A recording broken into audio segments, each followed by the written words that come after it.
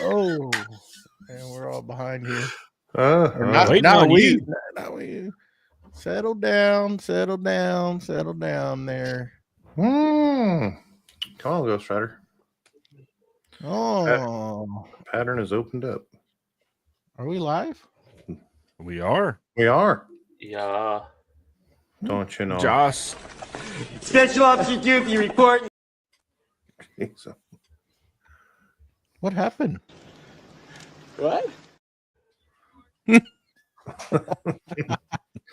All right. Man, y'all are cheerful today, ain't y'all? We're waiting on you. Yeah. Bring We're us already in. live. What do you want to do? Here we go.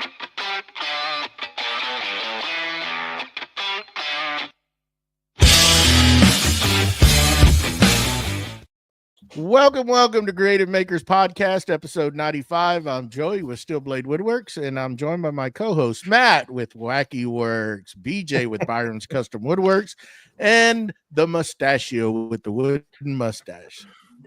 How are y'all Hey. doing today? I don't know what to do with my hands. Hey BJ. Hey BJ, Yeah. we started the show. Are you proud? No, Are you pumped? I'm pumped. BJ's got a little pain today. The ibuprofen's doing what it's supposed to do, so I'm a little relaxed right now. So yeah, Nice. Good. I'm hurting, but it'll be all right. Yeah. Yeah. Well, how y'all doing? Just don't fall asleep on us. No, I won't sleep. No, I'm good. I mean, other than a little pain, yeah, I'm good. It's a beautiful day. Hit about 80 degrees here in Texas. It's not raining. Well, I'll take it. I'll take that stuff all day long. It was in the 60s most of the day today. I went and cut up some lumber, and it was nice. It was nice today. It We was. were hot. We were hot. We were It was 82. Yeah, I had Actually all the mowed the doors thrown lawn. open. Oh, I need to do that. I don't want to do that. I had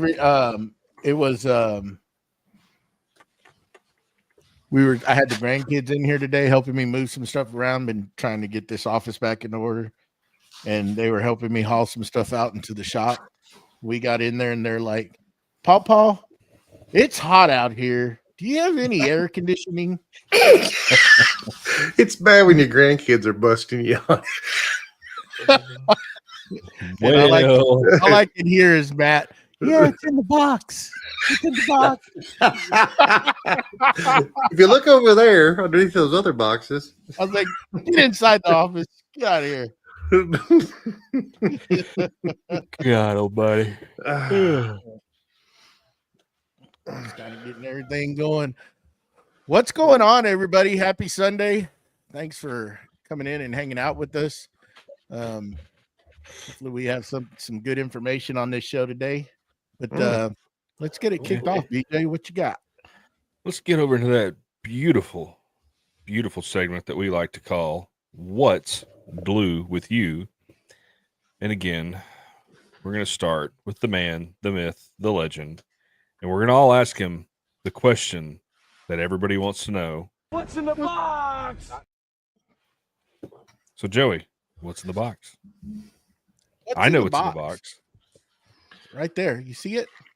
Let's It's see fixed that. dry. What is that? 2-spool filament dryer that's been in the box for, I don't know, been a while.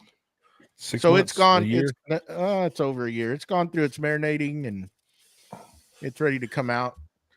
And it's got a spot there on the new bench for the H2D that's going to get put out. So you got the capability of printing from that dryer or just dry, whichever one you want. So you finally pull it out of the box, drying from that dryer. Yeah. We don't. I see you move the laser. Yeah. Oh, speaking of that, I plumbed it in. It's ready to roll. Turned it on. Made sure water was flowing and no fire. No laser fire. nice. Correct tube. So So it still works, huh? I was like, oh no. I hadn't done nothing to it. I mean, it was working when I shut it off to do the expansion on the office, and I was, what the heck is going on? So started messing around with it and looking at everything, making sure all the wire connections were tight on the laser tube, looking at all the power supplies were green, everything was good. I was like, what the heck's going on? It doesn't want to fire. And on the left side of the machine, you got your little screen where you turn up your milliamps of how strong you want the laser to be firing at. It's like, man, something, either that little module's messed up and it's not allowing the current to go through. What the heck's going on? The door's shut.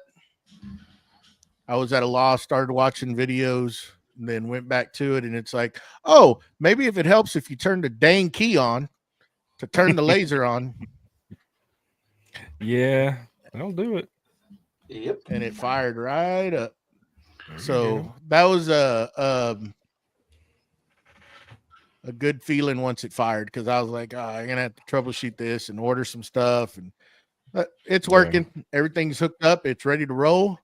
Probably going to do a little maintenance and clean the mirrors and grease the rails up, and she's ready to rock and roll. Very nice. I did do some 3D printing today, as you can see right here. I did some cap holders for all my different caps from different from Brunt, from BJ, Steve I. BJ I've got gives a out- bunch of BJ different gives out hats? maker caps. I didn't know you Yeah, do that, he BJ. does. You don't have Oh. one? No, I You don't have one. Must have got lost I'm in the the only mail. special I one. Yeah. don't know.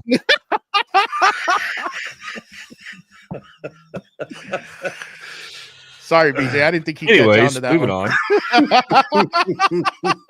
on. So I didn't mean to call you out, bud.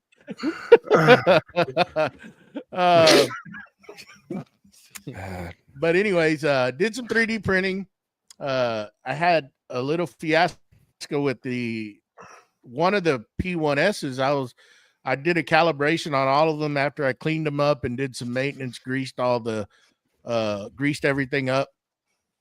And I was going through calibration, and that third P1S didn't want to calibrate. And I was like, what the heck? So I got the other two going on this hat print here for this holder. And I was, well, the heck with it. So I was going to try to print a sustainer on it. And I went to print, and it errored out. And I'm like, what the heck's going on with that dang thing? It was working, kind of like the laser was working when I stopped using them. So I was messing around with it, looking at it, and I was like, man, there's nothing wrong. I mean, everything seems to be working right. Well, when I cleared the build plate off, I had printed a bunch of those little round 3/4 inch holders for the router bits, like those inserts. Yeah. Well, one of them rolled off and was on the front right riser post. So every time that bed would go up, and they were black, dang camera, they were black. So it was sitting on there, and I couldn't see it because it's dark, and it would hit, and it wouldn't let that Z go all the way up. So it was airing out.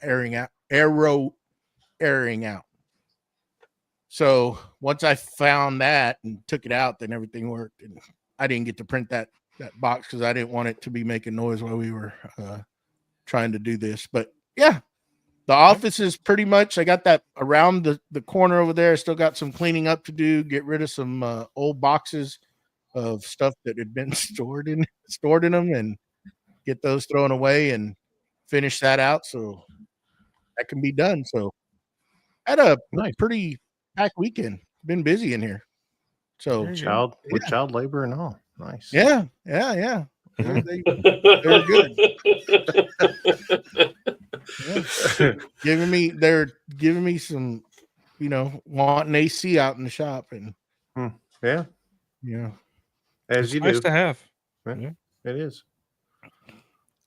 I said eventually Grandpapa will get it out of the boxes. box. Do you need us to pull out the box cutters? Because we'll help you. Anyhow, AC. Yeah. what's going on in your shop, Wackerle? Not much in the shop. We had a storm go through last night, and took down a tree across the neighbor. Well, we have a shared driveway, and Went across the driveway. Neighbors couldn't get in, so preparedness. Went out there to cut up with the chainsaw and couldn't get the chainsaw started. So, and it's an easy start. I don't know what was I at the moment didn't know what the issue was. So we ended up getting it out of the way for him and stuff. Had the DeWalt electric, so we used it to cut up. Just took a lot longer. And so we got it all moved off. And this morning, I decided to go ahead and sharpen all the chains and get everything ready to go. And worked on it and opened it up and smelled it. And of course, still gas. Ain't got no gas. Ain't got no gas in it. Ain't got no gas. It ain't got no good gas in it because it was stale. So I dumped it out, poured new gas in, made up a new batch and poured it in it. And first start, fired right up. There you Ready to go. Went up and cut everything up. And I figured while I was up doing that, my boss had a tree down in his yard. It was about a 34-inch maple on that it came down. And so I went over there and cut his up. He had some stuff already cut up for me. And then I cut it up, made it a little smaller to get it up on the trailer. Because he left it in like 5-foot lengths and 5-foot lengths of 36, 34-inch stuff. It's a little heavy. Heavy. Little heavy. A little bit. So I cut it up into 24s and got it up on the trailer. He helped me get him up on the trailer. Brandy helped and got everything loaded up. I think I got a post on that. Some of the stuff we loaded up and got it back to the house. That was about it. That's about all I've really had going on. I had some printings that I've done. My wife has joined a pottery class on Wednesdays, and she wanted to give all of her friends something, so I had to make some chapstick holders. So made those up for her on the 3D printer. And that's about it.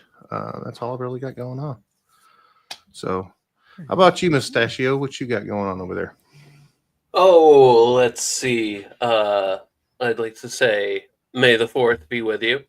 And also with you.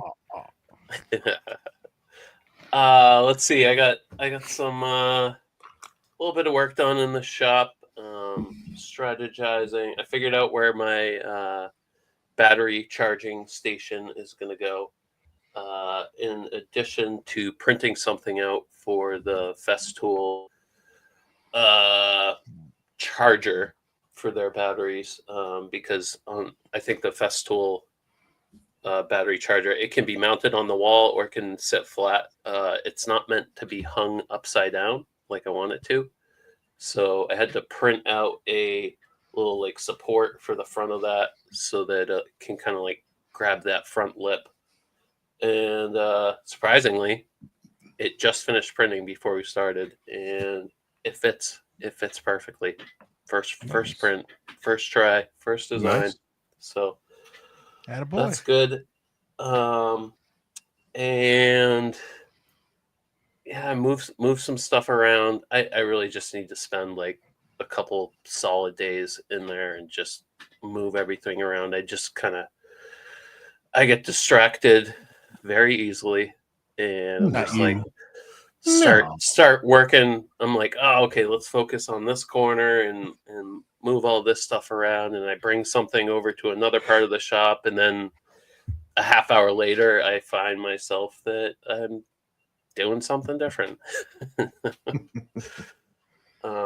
But I'm actually going to Vegas tomorrow for a conference for work, and that should be a good time. We always have fun there. But I won't have a lot of time in the shop this coming week. I'll try to get it all in on Friday and Saturday. But There you go. that's about it for me. What about you, BJ? Well, I finally got rid of that 7-foot by 3-foot walnut table. So customer came and picked it up last night. So that's very nice. It frees up my outfeed table. As of 3 hours ago, I finished up all of the HTP things, whatever I was working on. Those HP barrel holders, yeah. I think final count was 4. Filled up 4 35-gallon barrels worth of HDPE shavings. So yeah, that was fun. Dang. And yeah, this morning when I went to move the first sheet, I picked it up, felt an odd feeling in my shoulder, and yeah, haven't been able to lift my shoulder up over my head, over shoulder height, or my arm up over shoulder height all day, and yeah, it hurts. But no, other than that, that's about it. Yeah, nothing really big this week. So still scheduling out the delivery for the dust collection. When's that supposed to come in? I don't know. So they're supposed to let me know. I've got to schedule it for day that I'm here because it has to be signed for.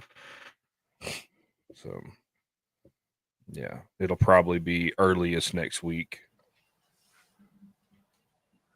Cool. We got a question there in the chat if you want to dig on that. So do y'all clean up your shop and do y'all clean up your shop and organize your tools before starting a new project? For me, it depends on the project. If it's a quick little thing, no. If it's going to be a big project, yeah, I'll do a deep clean before I start. I would like to say I clean it up every single time. And I try to clean up after a big project. Yeah. That way, that way, when I go into a project, it's already there. It's already straightened out. This last one, I had 3 or 4 projects going at the same time, and I did not straighten it up. So now it's been a procrastination of getting back in there and straighten everything out. So to be honest about it, that's where I'm at right now. That's why I'm actually wanted to get some bowl blanks made up, stuff like that, because that whole area of the shop has not been touched. So it's all clean and it's ready to go. It's the rest of the shop that's tore up from the floor up. So I'm gonna say I'm envious of Mike there, who asked the question of broken lead woodworks, because I watched the story and his shop's immaculate and he cleans it up. But I'm like Matt. I would say I'd like to do it, but yeah, sometimes it just doesn't happen. I go straight into it, but I see, it's a good thing to do to put everything back where it's supposed to. So when you do need it, you know where it's at and not looking for 2 hours to find some piece of tool that you need to do the job. So Yep. That's kind of one of those things, I'm kind of the same. If I have a big project, I'll just let it ride until I'm done with it, and I'll try to pick up as much as I can. I remember Pete from Petries, he made a comment at one point where he said, at the end of the day, when you're going in, get the shop ready and pretend like employees coming in the next day and they don't want to deal with the mess that you left them the night before. I'd love to do that. I love that idea. But it's just me, and I'm just gonna be angry at the yesterday me that was lazy and didn't pick anything up. It's gonna be tomorrow Matt's problem. Yeah, it's kind of, I'll hang up drills and certain things, but yeah, I don't do a huge deep clean. I think after I get all this stuff delivered, that's going to be just looking at the shop, it is just absolutely just disgusting. I'm going to really get in there and deep clean, open the doors, turn off the AC, blow it all out, grab the leaf blower and just go from one end to the other. Make it the neighbor's problem. Yeah. Let it settle and then come back about another hour later and then hit it again. Do it again. Get it all cleaned out. Let it blow. Yeah, that's a bad thing though. When I get it all cleaned up and everything put away, I'm starting to get a little closer now to where I'm gonna get everything off that one bench. And I just, to me, just organizing everything, that's a big thing that I like to do, and just have everything in its place. Hopefully one of these days I'll be able to get to that.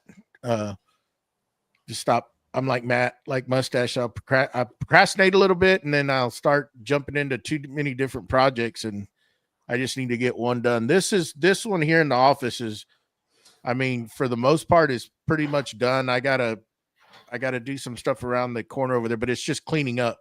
Everything is pretty much set up the way I want it now, and it's ready to go. I could start 3D printing again and getting back into the groove of things with the laser. Start making some things. That's a big move, because I wanted to incorporate that laser into another project that I'm going to do out there for all my hand planes. So I'm glad that thing's running again, because I can do some engraving on some acrylic, what I really want it for. So yeah. So Very nice. Mustache, let's let Mustache do his segment, and then we'll jump into Mike's question after that. Nice. Yes. Alrighty. I would like to thank all our friends out there that are supporting us on Patreon.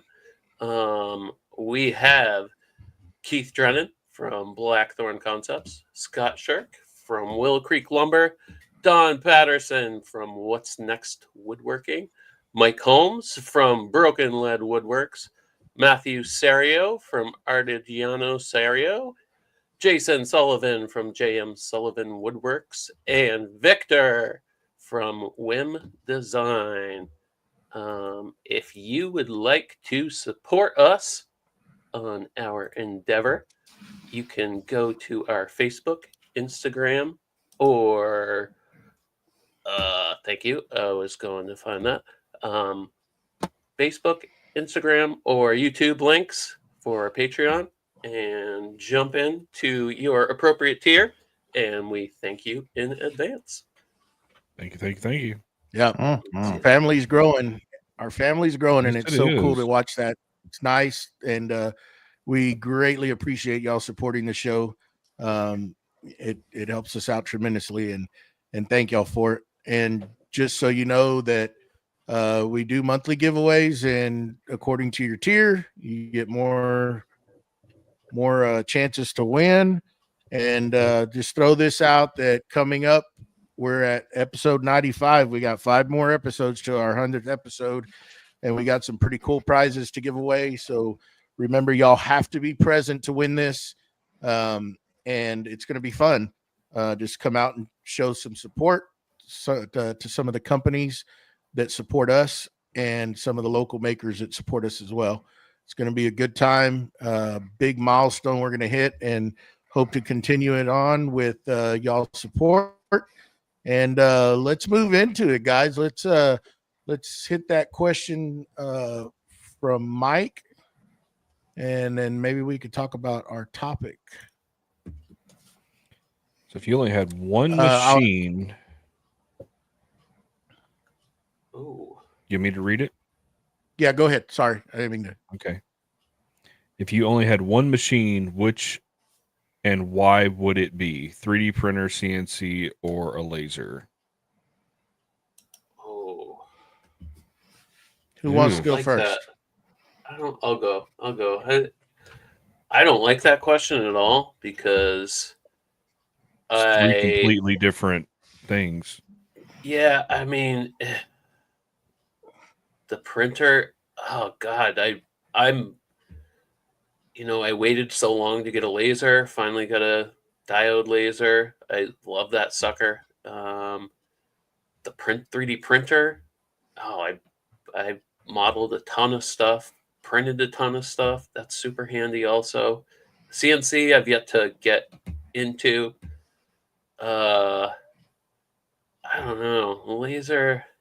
I'd probably go with the CNC. I'm gonna be honest here.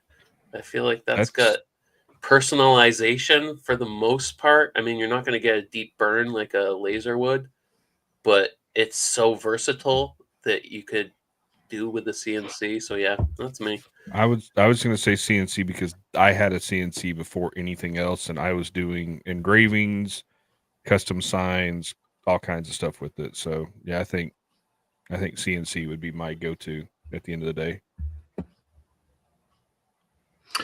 So I would have to say, go ahead, Joey. Yeah, I'm curious. What I you would have have, to say. I would have to say a CO2 laser. That would be mine. One, as far as being able to make, you can make money with the CNC, you make money with all of them, but I think that you can do a lot of everything, not the 3D printing, right? But you can do a lot of things that a CNC, how would I put this? A laser can do some engraving, which you can do that with the CNC. A laser can cut, but you can also do, you know, photo. You can do a lot of things that can make you money that are for home decor. There's just, I think, a lot more that you can do with the CO2 laser. And I'm not making sense. I'm trying to find my words. I can see you laughing down there, but No, I'm not laughing at you. We left out the comments, but so Ow, laughing hurts. No, I understand exactly what you're saying. You're talking about the differences of what you can do with the CNC, or the complexity of what you can do with the CNC compared to the laser that you can with the CNC. And I understand that. I'm gonna cheat. Okay, Joey's gonna have the laser. All right, these two obviously picked the CNC. They're all friends. So now I got the best of all of it. I can get everybody to do what, and I'll just do the 3D printing. That way we make sure we have everything. No, but to be honest, it's CNC because I don't have a CO2 laser, and so I don't have that. I have a diode, and I can't do. I'm limited. Now I can do cups on it. I can do glass engraving on it. But it just takes a lot longer. But the CNC, I can make more money off the CNC right now. I could see where the CO2 laser, you probably could make a lot more money that way, just with signs and the different things that you can do with it. I see the functionality of it now that I've been around it for a while. I just don't have one, so yeah. I would stay with CNC. Now 3D printing, you can do a lot off it too. So it's really an unfair question, but if you don't have one, make sure you have a friend that has the other one. So yeah, there's my answer on that. I would love to have a CO2 laser.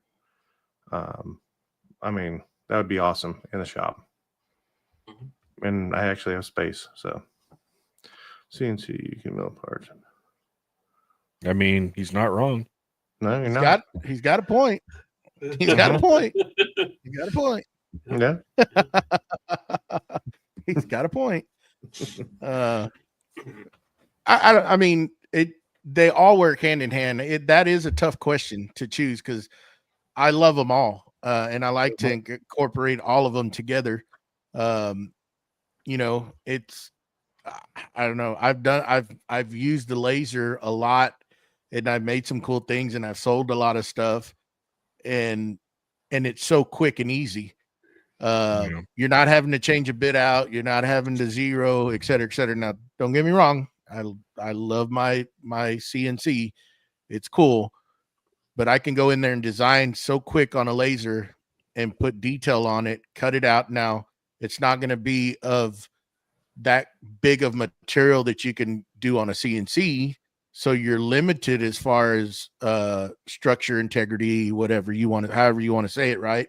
I'm just on a small scale, quick things that you can do, little project, little holders or stuff for your shop, etc. You know, you can make a lot of different things to help organize. I mean, I sold a bunch of displays for companies and used it. I mean, it's quick and it's easy, and I don't know. But again, I have all three and I love them all. If you ask me to give one up, I don't know which one I would, to be honest. They're all great. They're all cool to have. Very fortunate to have them. So, you know. Yeah, I think they are all three a very important part in my important part of my shop flow. Yeah. Especially when you use all three of them together. Oh yeah. I think that makes. I mean, I print a lot of parts for the CNC. I mean, a lot. I've printed a lot of parts for the CNC, and then lasering in some things after I've cut them out of the CNC. I've lasered them with the diode laser. So I mean, I just use them in conjunction with each other. So, yeah, I mean, it's so helpful. Like you say, you could do hold downs with your 3D printer, jigs. I mean, and you can also, you know, when you have a CO2 laser, you can make yourself jigs as well. You know, cutting board templates. Like if you want to use a router, you know, with the pattern bit. I mean, there's so many things that you can use those machines to help you do other things in the shop. It's so good to have, like you're saying, in combination. yeah. So it's a cool thing. So yeah, I mean, that was a tough question there, Mike. Yeah, it was to have to choose one. Y'all keep them coming, but let's get moving into this. So I'll throw this out. From another reason I say CNC is out of all three of those, my CNC or having in the two CNCs I've had, I have made more money on the CNC than any of the other two. Yeah. So that's a good question. What have you made more money with in your shop? The lathe. DJ, obviously. Well, I mean, in my shop, epoxy has made me more money than anything else in my shop. But with those machines, with those machines, CNC 100%. Yeah. CNC laser. That's paid for everything. Yeah, I would have to say the CO2 would edge out my 3D printing, but at the beginning I had a lot of laser work, and then I kind of shied away from it just because I was concentrating on the 3D printing. But both I did pretty good with both of them, and that's just me just getting busy in life to just had to kind of step back a little bit. But when people start selling that stuff, it goes, you know, they start asking, and that demand picks up, and it's like, whew, trying to keep up with that stuff and having deadlines, you know, y'all know how that is. Oh yeah. You know, so, and when you have a regular job and then have to come do this one, sometimes it's tough. You know, that's why having quality tools makes all the difference. I'll tell you one that in this. I know we're going to get into a topic here, but what happens when one of them goes down? So I had mine go down, which is my 3D printer. I had an issue with it, and I had to send out parts or send out, you know, somebody else to do it for me. And luckily Joey stepped up and was able to take care of it for me. But I had deadlines to meet. Yeah. And sometimes you got to be able to look at somebody that does quality work so that you can just send it out to somebody else. So and you bring up a good thing, knowing people this community. It's great because something like that happens. I mean, y'all know that y'all could reach out to me. I got plenty of 3D printers, and I'll make room to do it, you know, just to get you by whatever needs to happen. And I know there's a lot of people out there, y'all sells, you know, something, hey, CNC goes down, I'm in a pinch, I don't have another bit, you know, something, God forbid, your spindle burns up. Hey, I'm going to send you this file. Can you cut it? You know, can you do this for me and then send it to me? Yeah, absolutely. I'll put it in there and get it done for you. And that's a good thing, just knowing people like that can can help you out in a pinch, you know. And it's great. I had a local hat shop or company reach out and be like, hey, we had an issue with our laser. I've got 15 hats I need to get out, you know, tomorrow. Can I bring the material over and you laser it, and I'll just, I'll pay you what I would have paid, what they would have paid me to, for just the material. I'm like, or whatever it was. I was like, yeah, sure. Come on. I'm hanging out in the shop anyways. Like, bring it. Like, and it took us 15, 20 minutes to do it. Yeah. I was like, here. Yeah. All right. Yep. Yeah. By the time he got there, he had already emailed me the file. By the time he got there, I was ready to just throw the material on the laser bed and hit print. Mm-hmm. And it's like, yeah, being able to help people out like that, it makes it nice. It does. Yep. And yeah. Well, let's get into this subject. Okay. Another workshop platform. Mm. There you go. So we want to talk about batteries, tool I say- brands. Yeah. What do we Cool brand. tool brands? What Yeah. is what is everybody's go-to tool brand? We'll start there. What do you have the most of on the wall? DeWalt. Same. Myself, DeWalt. And it was because, Okay. and it wasn't because it was like that's the best thing in the world. It was what was easily accessible Mm-hmm. for me to buy. And I have a DeWalt refurbished shop here in Atlanta. Okay. So it was easy for me to be able to go there and get cheaper tools that have been refurbished that still have the warranty. Yeah. And so that was the other reason for me. And it has nothing to do with, because there's been plenty of tools that people had or that came out first that I didn't have the ability to have because once you get into a brand, you're almost stuck because of the battery platform. Yep. And so I didn't want 50 different battery platforms in my shop. I want one brand. I have a quick chargers. It's a dual quick charger where I can get stuff charged up quick and then I can put my batteries back up. So for me, it was DeWalt. What about you, Joey? In the early stages, I went with DeWalt because that's kind of like a popular brand that's out there. And then I started transitioning over to Milwaukee. And that's kind of where I'm staying. Other than I when it comes to drills, I always grab Milwaukee, even though I have started getting some Festool stuff. And Festool is a lot of for the other equipment is what I grab, like routers, the Domino, etc. But when it's normal daily use is Milwaukee. I had a bad deal with DeWalt and it kind of just, I shied away from it. I don't, my personal opinion is DeWalt has lacked on some of their stuff, and Milwaukee, I just like the Milwaukee brand. I like the different tools that they have. And of course, DeWalt has them too, but I've stuck with Milwaukee here recently. And that's pretty much what I have. And I have a lot of DeWalt stuff, but I don't really use it a whole lot anymore. It's just sitting there. There's certain tools in the DeWalt line that I do use, like the multi-tool. That's one that I do use. But as far as everything else, it's going to be Milwaukee or Festool. That's what I use. I made the mistake of buying into multiple different tools and have different batteries, and that becomes a real issue when you're having to rebuy those batteries because they're expensive, very expensive. And they're coming out with better technology, and that price just goes up with them.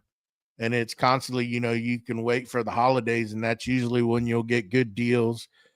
I know that there's, spin-offs and off brands, but I would just say be careful with what you buy, because I've heard of some of those batteries catching fire, especially on the chargers. And I just, keep that in mind and make sure, if you don't listen to anything I ever say, turn those dang chargers off every day before you go in. Do not leave those things running. I have mine on a timer, so it's only like I can hit the timer, and it's only while I'm out in the shop, and that's it. That way, if I leave, it'll cut them off. That way, they're not just. One thing is you don't want to leave batteries on your charger just constantly when that red light's on and it's just sitting there, because all it's doing is it's kind of like the memory life of a battery. So it's called memory life. Yeah. So you don't want that. Well, lithium doesn't have as big of an issue with memory. It was back when we were running the nickel cadmium batteries and some of the older drills. But you still have to be. So yeah, he just put it. I was about to mention that. So it's the draining of the battery going completely to zero is what can hurt it more than overcharging it. Because most of the lithium has better battery management systems and stuff in there. But yeah, I get the memory. Mustache, you said Milwaukee for you, right? Yeah. I mean, when I was before I kind of like got into woodworking and like bought my house and stuff, I just had some Makita stuff just for like basic stuff. And I got into the Bosch platform. I got a table saw from them. I had the miter saw. I got a couple drills. I had one of the big boombox batteries that would charge the battery and stuff in it. I loved the Bosch platform, but then I had a friend that had all Milwaukee stuff, and a new tool would roll out. He'd have it a few days later, and he'd stop by. He'd be like, "Dude, look at this," and I'd be like, "Oh my god!" And I was just like at the point where I'm like, "Oh, I'm already into Bosch, and like I don't want to pivot." What made me move to Milwaukee was when I decided to get a trim router. I was looking at Makita because they had a really small profile trim router at the time. And I was like, ooh, I really like that. But then I was going backwards from Bosch. And then I saw Milwaukee's, and I was in one of the big box stores, and I kind of held it in my hand and was like, oh, okay. And that Milwaukee trim router is my go-to router a lot of the times for stuff. And I've just kind of added on to that. I just got a Festool drill in one of the sales that they had on Recon. And I think I'm going to sell all my Bosch stuff because I have the Rotex 150, and now I have the EC ETS 150. So I can I want to get rid of the 5-inch pads and everything, and just move forward. But for the most part, Milwaukee and a little bit of Festool is what I'm on right now. And just to kind of elaborate on that, and a lot of people are going to just be, it's too expensive, but the thing is with Festool, it's a system. And once you get that, everything works with everything, right? You have your extractors and yes, you do have that with all the other tools. And I'm not trying to sell you on Festool, so don't think that. I'm just saying it's so cool how everything plugs into each other, your extractors, your hoses, etc. Right? It is expensive, but and that just goes as you move with your hobby and you get better and better. These are like tools that you graduate and get there. Now, if you have the money to start off with that, then by all means do whatever. But we've all started at these different tiers when we started doing this hobby, and some of us take it into a business and some are just keeping it as a hobby. And DeWalt, it was good. It's good to, it is good. And people are going to argue it. There's DeWalt people out there. Matt is DeWalt person. I just went into Milwaukee, and what got me into Milwaukee was when I bought that first M18 fuel set, drill and driver set. And till this day, I still have it. And I bought that years ago, and it's still kicking just as strong. The driver is starting to give me some problems, and I don't know if it's just the battery or probably the trigger. And I'm pretty sure I can send it off and get it fixed, but I already have another one. but it still works. You just kind of hit it every once in a while. It'll do it to you, you know. Just But give a little smack. and you know, and it's probably doesn't help that I've used it as a hammer sometimes, you know, when you're doing things. But it's been a heck of a dang set of tools. I mean, that drill driver said, I don't know how many years I've had it, but it's good stuff. It is costly, it's expensive. So is DeWalt. You know, if you get each brand has its you know, like lower end, your middle, and then your higher end of each brand. You know, you just got to know what you're buying, and and they all have the same thing, right? And so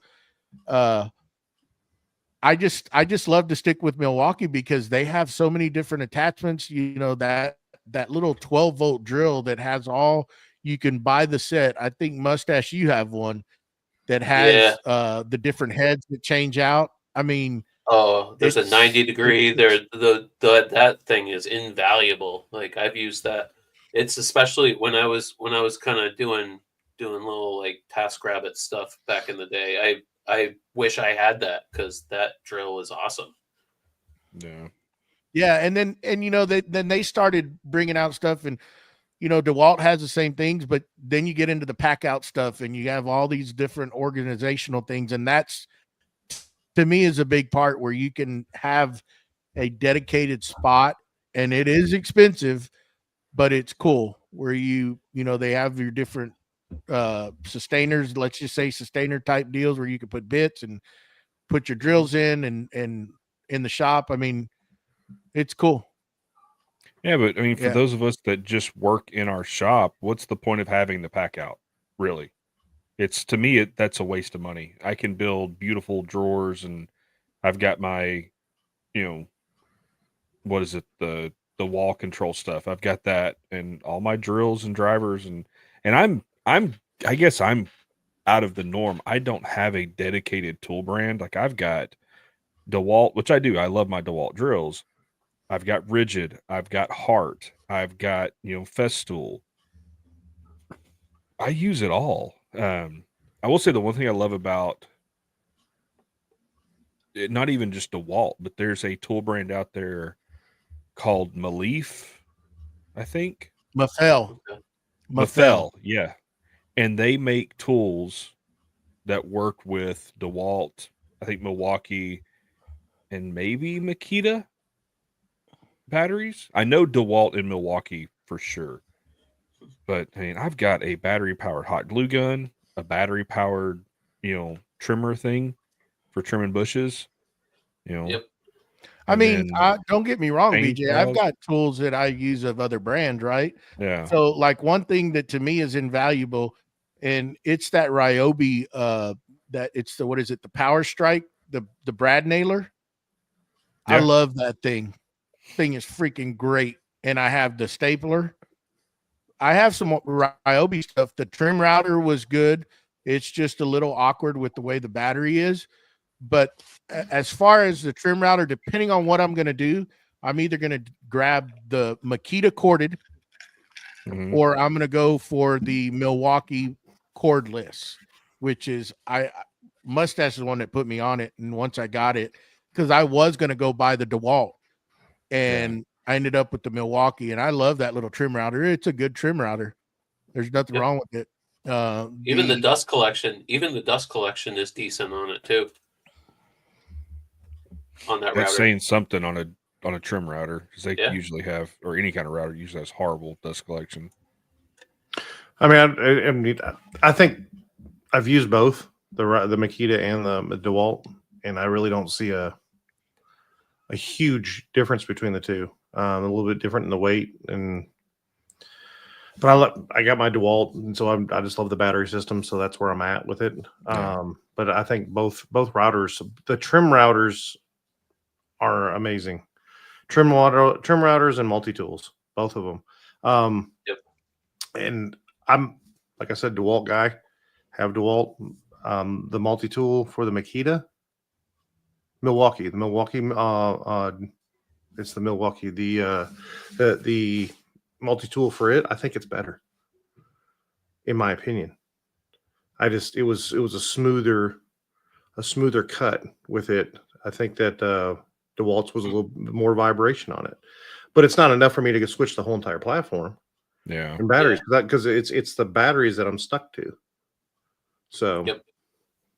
Yeah, I mean, what Well, what is a set of what? Let's just say, 4 amp hour battery set? You're going to be paying probably 120, 150 Yeah. bucks Oh, easy. 120, 150 bucks. Yeah, for two of them. Yeah. for 4 amp. I think yeah, your I 5 mean- amps are going to be up to 200. Depending. It Yeah. like you're saying, man. Once you get into that platform, it's so hard to get away, even if you wanted to, just because the Mhm. cost. Just the What would be batteries great- alone are going to eat you up. What would be great is somebody bought that. It's a small piece where you just the slide in would slide in for go from Makita to DeWalt or DeWalt to Makita. That would be amazing. Yep. And I know there's metal adapters that have to go in there to get the power current to go where it needs to go, but I think that would be awesome. Because then I would buy more tools of the opposite brand, and you would have that little spacer. Because I know I have one for my 18-volt system, so I still have my original 18-volt impact driver and impact driver and drill set. I still have it. We still use it, but it has a battery. It has a hookup where it plugs in, and then the 20-volt system plugs into the back of it because the batteries are crap now for the 18-volt. Oh. And so Gotcha. it'll slide in, and it's got all those metal pieces that do all that. But if somebody made one that went from Makita to Milwaukee to DeWalt and DeWalt to Milwaukee, I think that would be awesome. Mm-hmm. I think there would I'm be surprised more there's not one tools. out there. Yeah, me too. Yeah. And there probably I mean, is. We it all- probably haven't found it. $1 million idea right there, guys. $1 million. I'm just giving Well, it just- away. I'm just just giving it give away. Give it a little bit because we'll let Europe take care of it because they've already pushed iPhone and everybody else to use the same chargers. So we're all using USB Type C. Maybe they'll Yes. eventually go, hey, all these tool manufacturers, your batteries have to be interchangeable. Because I mean, it's e-waste at the end of the day. I mean, that's the downside to having so many different battery platforms is it's waste. What do you guys do with your bad batteries? Take it to Lowe's or Home Depot. Whoever has there's one of them locally that has a recycled I battery. think Home recycling. Home Depot has it by the returns part in my store. Yeah. So you don't work on them? No, Not- lithium ion. not lithium ion, no. no. Why? No. Now no. I have on some of them done the where you connect them together Mm-hmm. and it ends up kicking it back over so it'll start charging again. Right. That's when it goes too far down. Yeah. Yeah. But if that doesn't work, no, I just go and buy a new battery and recycle it. But I think I've had one in 10 years that has done that. So I went to a class last week. I wasn't on the podcast because I was in North Carolina doing a class. And one of the things that they did is the equipment that we were using has rechargeable batteries in it. And it's 2 sets of 3 C batteries, basically, is what it is. Rechargeables. Okay. And then you plug the machine in, it recharges those batteries. He goes, but these go bad. And when they go bad, they order the batteries from it's Battery, I think it's Battery Plus. World. Battery Plus, is that what it is? I can't remember exactly, but he wrote it Battery down. Plus is like a brick and mortar store. I know that. Yeah. And literally you're buying your batteries for like a quarter of the cost. And they just solder that plate on and they're good to go. They would have brand new batteries that are, and I went, really? And he says, yeah. And so he went through the process, put the voltmeters on it, everything like that, and went through and showed us how to build a battery. And it was like seconds.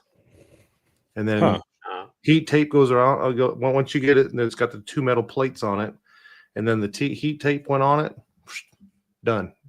Welded two connectors, and it was done. Interesting. Huh. What was the cost? About a quarter of the cost of a battery. Wow, really? Yeah. Because you're paying for all the assembly, all of that plastic and all the wiring and all that kind of stuff. You're Yeah. paying. That's what you're paying for. But the batteries just sat in there and it was just hooked up quick. And I was like, that took seconds. And I'm not going to be biased on this. The DeWalt batteries I have that I bought with the tools and the Milwaukees, I haven't had one go bad. Knock on wood. I haven't had one go Yeah. bad. They all charge. They hold a charge. That dang Milwaukee set that I use the heck out of, it's still fine. It still takes a charge, and they still last a long time. They'll last a long time. And they're old. You know, I've had two go bad. One was a 5-hour amp battery, and one was a 9-hour amp battery. And the 9-hour, that one hurt since they're $179 a piece. Yeah. Yeah. And the reason it went back, it was my fault that it went back because I ran them all the way down to nothing. And when it was down to nothing, and it kept telling me it was at nothing, I kept trying to use it, and instead of walking over and getting a new one. So that was my fault. Yeah, the only ones I've had go bad are when Rigid released their 20. Remember those 24-volt tools Yes. that Rigid had years ago? I got a set of those, and they went out 3 months after, because that was when Rigid didn't have the lifetime warranty. It was only like a 3 or 4 year warranty, and it went out, and I reached out and was like, hey, it's only a couple months outside of my warranty, and they're like, well, here's the site where you can go buy new batteries. And because they had already discontinued the 24-volt line by then, it was like $250 or almost $300 a battery. Whoa. And I'm like, yeah, that for one freaking battery, I can, on Black Friday, I bought a 5-tool set. Mm-hmm. I was like, no. Yeah. Well, and see, I was looking at, so when those batteries went bad, I went to Interstate Battery and Batteries Plus, and both of them said the same thing. Because they're lithium ion, we will not touch them. Now, granted, this was also 6 or 7 years ago. So they could have changed because lithium was still pretty new to the drill world. Yeah. Yeah, because before the lithium ion, they could just like repack those batteries. Yeah, because it was the nickel cadmium, and that's nowhere near as dangerous. Nickel cadmium doesn't, I guess, the fire risk is much lower than lithium. Yep. So. Yep. Oh, but yeah, whatever. But and someone said something about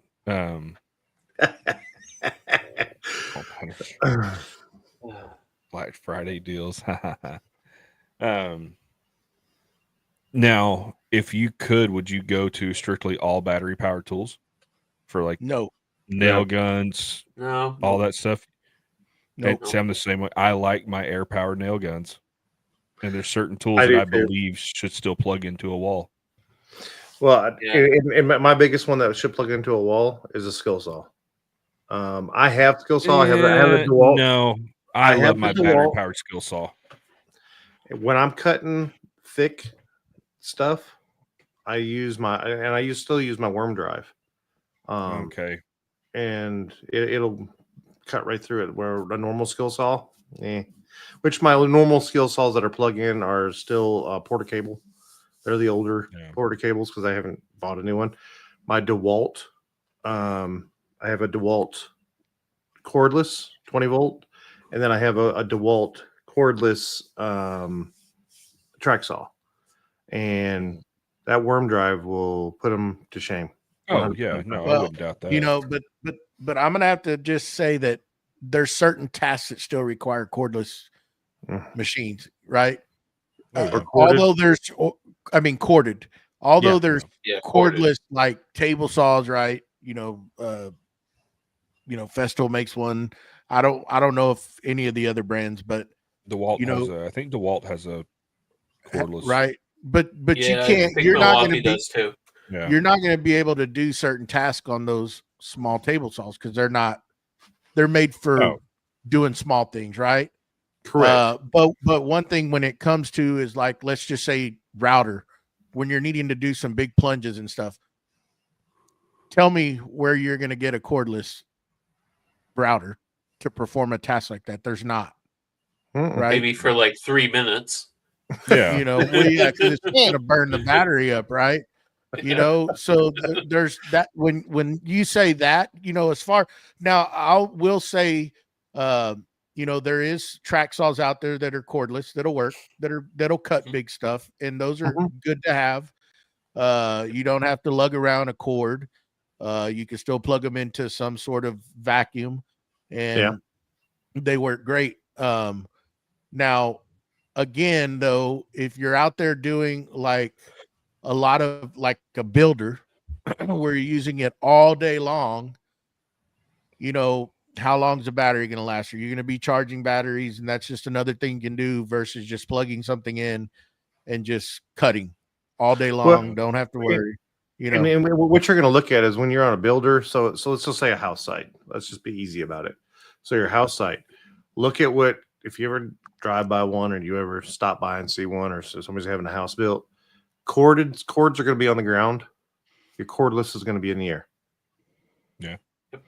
Yep. Just because of safety, just because of ease of use, be able to get through rafters, be able to do what you got to do. But your cord, so all your major cuts are going to be done on the ground. All your big stuff is on the ground because it's corded and it's easy. All your cordless stuff is up in the air because it's portable. It's easy. So it's what it's made for. But I still see them running, you know, pneumatic nailers when they're building houses. It's rare to see a battery powered nail gun just because you're not going to keep up. DeWalt has one, right? And it's a good nailer. I have it. It's a framing nailer. Mm-hmm.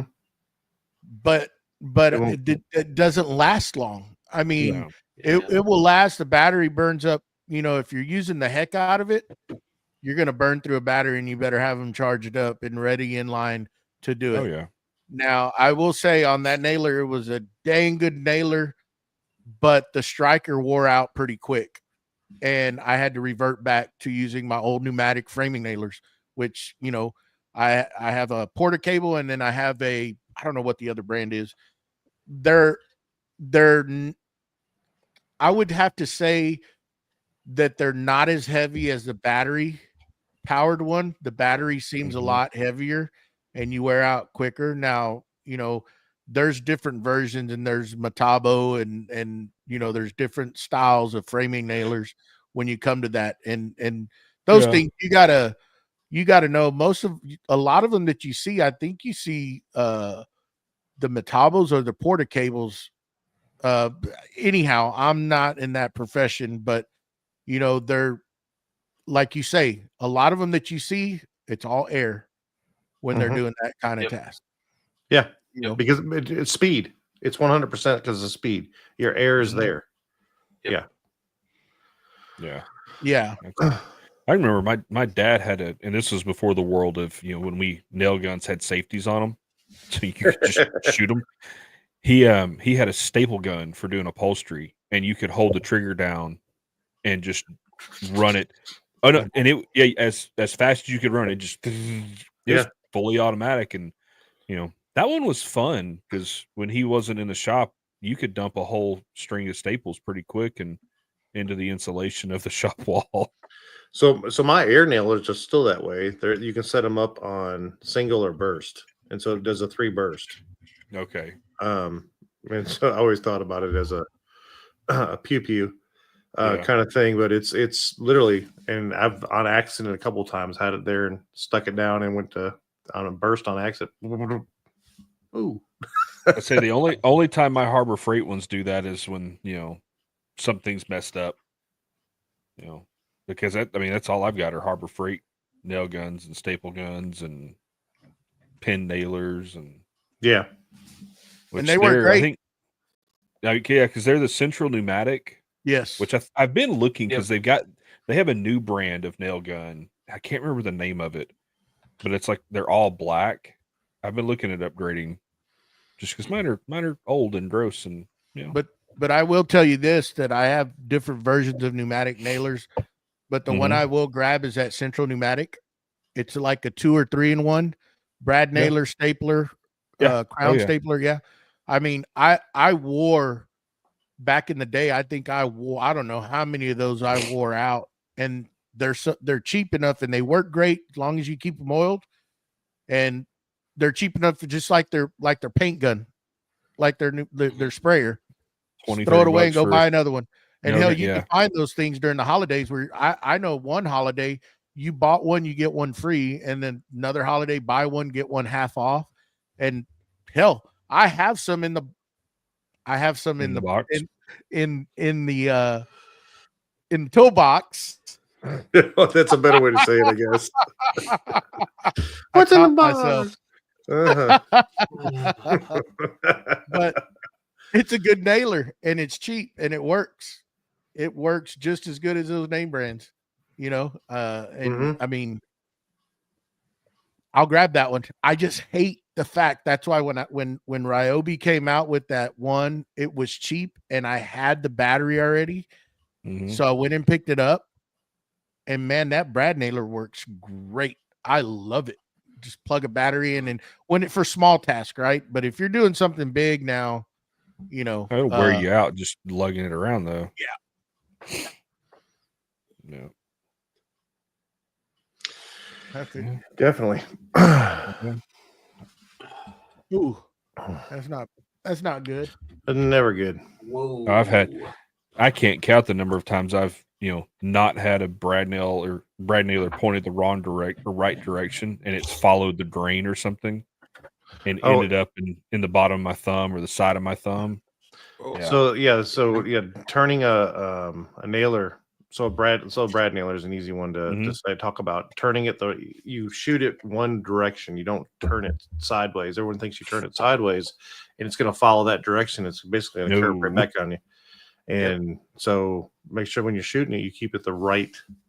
And I'm trying to remember. I know it when I'm using it, so I have to think about it. But I know that if you turn it, it'll go whatever side to side. That's how that nail's going to bend. Yeah, it's not a good thing. I've had that many times too, BJ. Oh yeah, not a good feeling. Have I told that story? I was doing trim on the front door on the inside when I think I just put the new front door in, and I was doing the interior trim, and my wife went to leave for work, and I was up late the night before, and she's like, "The door won't open." I'm like, "Is it?" Oh, this is when you nailed it shut. Yes, you nailed the door shut. Is it locked? I'm half awake. Like, yeah, idiot. I checked if it was locked. Is your TV on? I had shot the nail into the trim, and it had just gone wee and pinned right into the door. God. Wee. Yeah, that I'm trying to think, Matt, the orientation you're supposed to nail it, and I think you're supposed to have the striker parallel with the grain, because if you go perpendicular to it, that's where you have a chance, I think, where it'll veer off. Because there's many a times when I've done that, and this is usually when I'm holding it's this forefinger on my left hand where it's going to go right around in this area, and it's like, God, say a few bad words, and you ain't getting those things off, so you better have a good pair of side cutters to get in there and nip it to get it out of the way, because man, once those things go in there, and it's just like the framing nail gun, if you buy those coated ones, man, once those suckers go in, it's hard to get them out, and I've seen many videos out there where somebody's trying to hold a piece of lumber, and they have their wife there, and they end up nailing their hand to the board as well. I watched a guy on a job site. We were back when I was in high school and was helping frame houses. As he was framing, he was putting his foot on the joint as he would frame, and that nail there was a knot or something, and it turned and went straight up into the bottom of his foot. And and he gets done, and he's like, and that, boys, is why you don't do that. And we're like, okay. When I was doing this addition on this, I was toe nailing in a 2x4, and when it hit, it veered off on that framing nailer, that dang, and it came out, and it shot up and hit the rafter. I mean, you just Whoa. heard it blew the side of the 2x4 out, and it went up and it ricocheted off the rafter and it came back down to the ground. I was like, God dang. I mean, I don't know what it hit in there, but that's like, watch out. Mm-hmm. Yeah. So Well, anything else? I Anything think else? that's it. I think it's not necessary. oh, we've Well, go I ahead. will say one thing. If anyone is looking to get into something, look at what that brand offers. If there's tools specifically that you're interested in, make sure they have it. Maybe that will sway you. I mean, over the years, all these tool companies have rolled out new tools, trying to keep up with each other and stuff. I waited forever and ever for Milwaukee to put a track saw out, and I gave up because there would be rumors, oh, it's coming out next year. It's coming out next year. I gave up. And I got the Festool track saw. And, like that would be one less battery platform that I would have right now. But I mean, look at what you think you're going to use for tools. And also, Milwaukee, DeWalt at Home Depot, they run some really good deals over the course of the year where you can get almost like batteries for next to nothing. You pay for the tool full price and you get a couple batteries for deeply discounted rates. So that's all I want to say. Yeah. I mean, Father's Day and Memorial Day are coming up. It's perfect time to buy tools. Yep. And even with the Christmas holidays this year, I didn't see a lot of good deals out there, honestly, No. as far as that went. And it's usually all the same packages again. Sometimes Milwaukee will surprise you and you can find something that's at a good price. But yeah. Link in the bio. You got it. But yeah, they're I would like to bring up that if you are in the Tormek line, US Tool and Fastener, they have a sale on Tormek attachments right now, and they've got some discounts that are pretty good. We're not affiliated with them. When I'm browsing around and I see that stuff, I like to try to point it out because some of that stuff is pricey, and when you get a price break on it, it's good to take advantage of it. And if you need to get something, head on over to Steve I Design, and there's a link in his bio. There you go. It's a good buddy, Steve. Mm-hmm. But anyhow, if we don't have anything else, I guess nothing. I got nothing. I guess we'll break and have.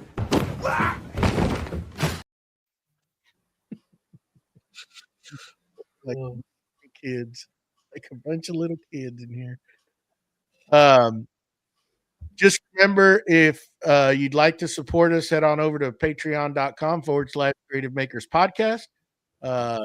Great. We're family's growing, and we're going to take a break here before we go into our after show. And if you want to be part of that after show, help support the podcast. We'll send you a link.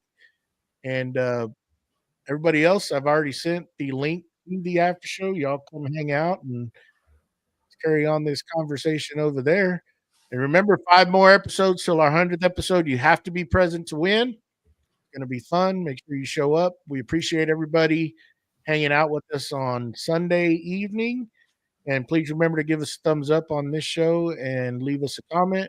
Head on over to iTunes and Spotify and leave us a comment. Download that show and listen to it. And 10 stars. 10 of if you them. have any, 10 stars. 10.